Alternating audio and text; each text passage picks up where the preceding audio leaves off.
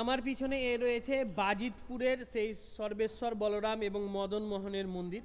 মনে করা হয় এটা 1700 খ্রিস্টাব্দের কোনো এক সময়ে এটা তৈরি করা হয়েছে, কারণ বিভিন্ন ঐতিহাসিকগণ এখানকার মন্দির পর্যবেক্ষণ করে এবং বিভিন্ন বিষয়ের ওপর আলোকপাত করে আলোচনা করে তারা নির্ধারণ করেছেন এটা 1700 খ্রিস্টাব্দের কোনো এক সময়কার ঘটনা হবে।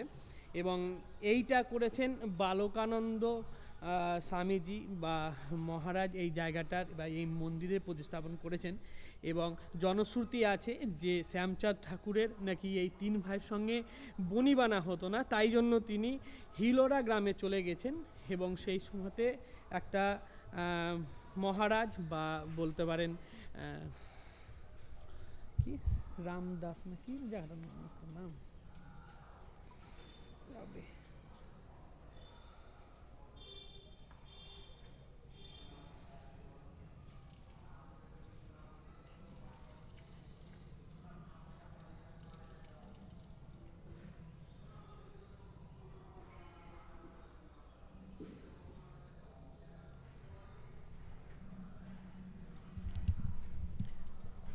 জনশ্রুতি আছে কি জনশ্রুতি আছে শ্যামচাঁদ ঠাকুর এই বলরাম মদনমোহন এবং সর্বেশ্বর এই তিন ভাইয়ের সঙ্গে বনিবনা না থাকার কারণে তিনি রামজীবন মাহান্তকে তার স্বপ্নাদেশে বলেন যে বা স্বপ্নাদেশ দেন যে আমাকে তোমরা এই জেলারই মুর্শিদাবাদ জেলারই সুতি 2 নম্বর ব্লকে হিলোরা গ্রামে আমার নামে একটা মন্দির স্থাপন করো, ওখানে আমি থাকবো। আর তারপর থেকেই কিন্তু এই শ্যামচাঁদ ঠাকুর ওইখানে থাকেন আর তার যে 3 ভাই সর্বেশ্বর বলরাম এবং মদনমোহন তারা কিন্তু এই মন্দিরে থাকেন এবং তারা কখনো একসাথে হন না, যদিও হুলি বা অন্য কোনো সময়ে এই 3 ভাই সেই শ্যামচাঁদ ঠাকুরের বাড়ি যান, গ্রামে যান, বাড়ি বলা ভুল, গ্রামে যান এবং গ্রামের এক মন্দিরে 3 ভাই থাকেন।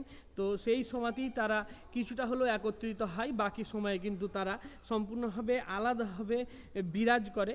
এই দেখো, এই হচ্ছে মন্দিরের পরিবেশ। আমরা এখানে যদি কোনো মাহান্তকে পাই তাহলে অবশ্যই তার সঙ্গে দেখা করব আর এই জায়গাকার যে পুরো তথ্য বা বৃত্তান্ত সেই সম্পর্কে আলোকপাত করার চেষ্টা করব। আমি জানি না যে আছে কি নাই।